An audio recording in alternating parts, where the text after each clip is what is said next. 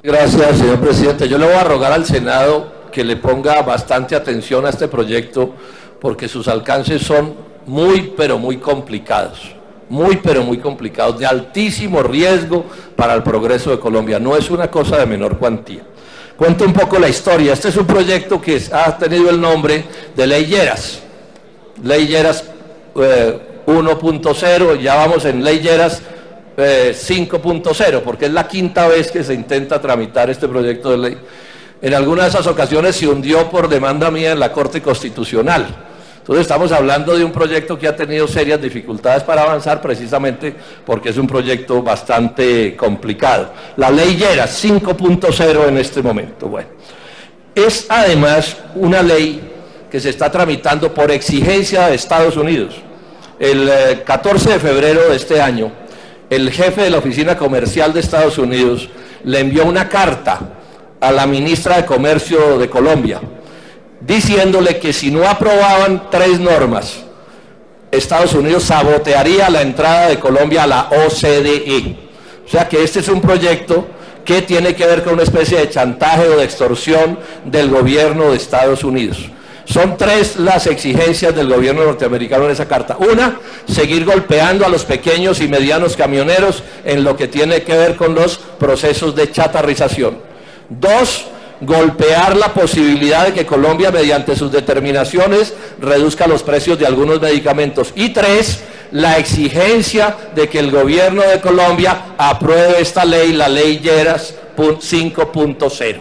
Es una exigencia del gobierno de los Estados Unidos, llamémosla un chantaje, yo no encuentro otra manera de llamarla, porque el gobierno de Colombia le dice al gobierno norteamericano, ayúdenos a tramitar el ingreso de Colombia a la OCDE, que es una mala idea, pésima idea, pero bueno, le pide eso. Y el gobierno de Estados Unidos le contesta con una carta diciéndole, primero me aprueba estas normas, me cambia estas normas de la legislación interna y después le respaldamos su ingreso allá. ¿Cómo será de bueno para Colombia que está presionado de esta manera? Ahora, ¿cuál es el problema del proyecto?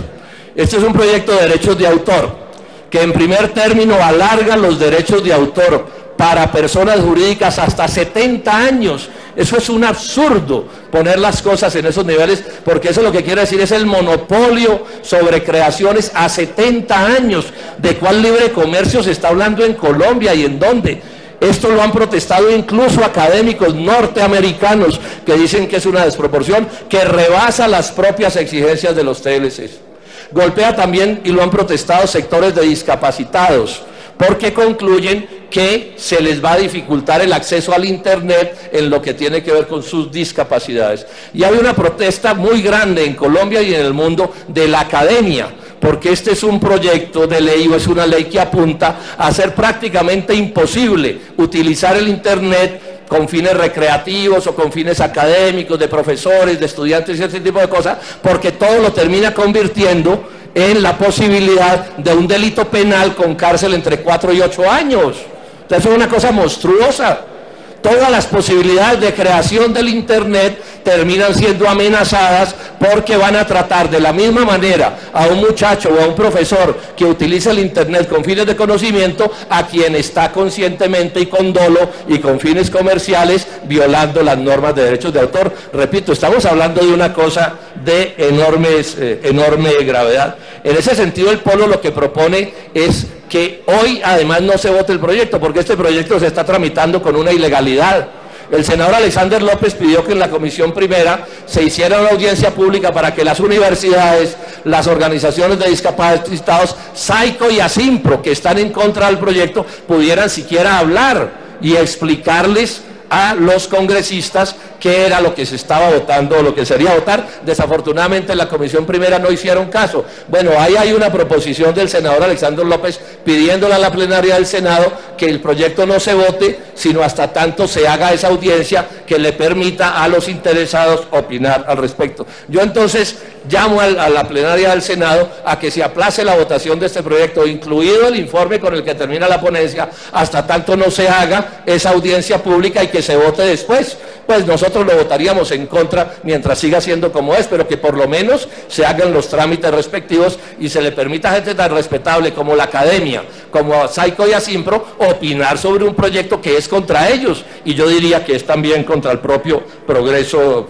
de Colombia. Esa es nuestra posición, y si se va a votar, pido, señor presidente, voto nominal con el computador para que Colombia sepa cómo vota cada congresista de Colombia esta ley que está muy bien llamada Ley Lleras 5.0, porque es la quinta vez que intentan tramitarlo. Sí, muchas gracias.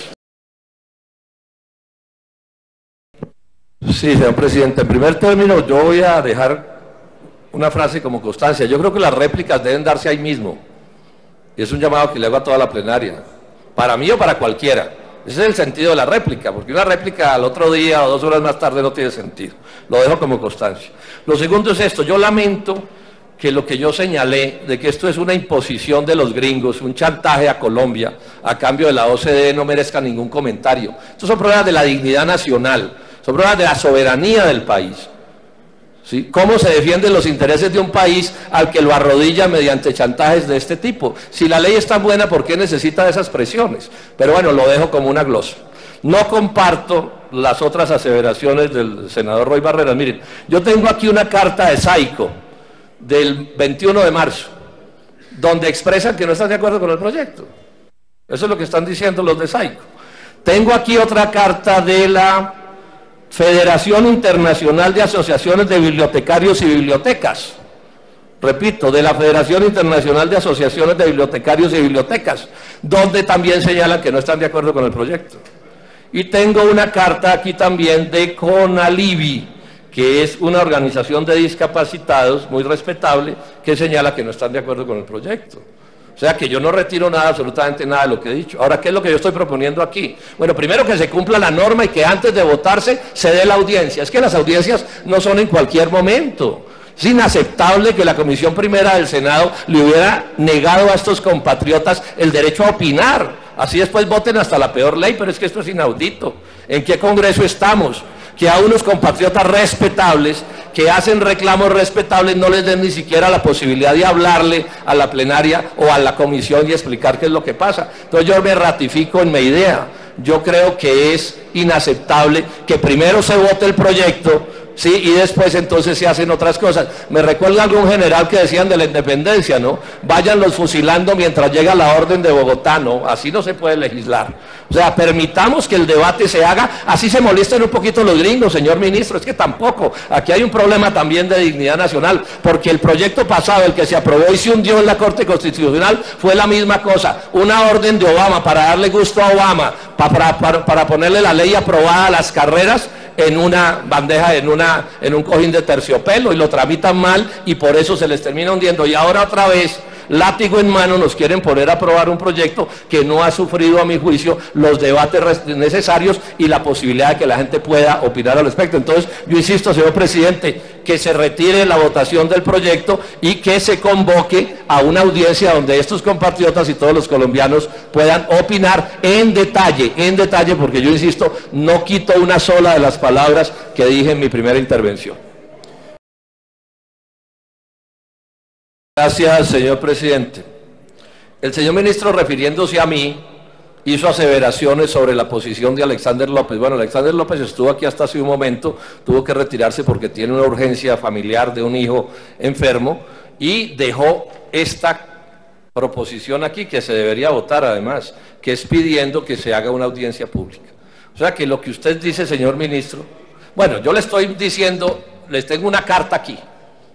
O sea, una carta, no, una proposición del senador Alexander López con el recibido en letra moradita y todo de la Secretaría, que pide que se haga una audiencia pública ciudadana sobre el proyecto tal, por el cual tal, etcétera, etcétera. O sea que las afirmaciones que usted está haciendo, señor ministro, no corresponden con lo que me dijo a mí Alexander López, ni con esta proposición. Es más, solicito, señor presidente, que antes de cualquier cosa se vote esta proposición, que es la de la audiencia. Pero ¿cuál es el afán? ¿Cuál es el desespero que les dio? ¿Por qué tiene que ser así? Es evidente además que la tesis de que esto es una ley estatutaria tiene todo el asidero porque están modificando el Código Penal, o no están modificando el Código Penal tampoco. Eso también nos lo inventamos aquí y eso no tiene tampoco nada que ver. ¿Cuál es el desespero? Hagan las cosas bien hechas y seguramente tendrán los votos suficientes. Pero ferrocarril en leyes es una mala idea.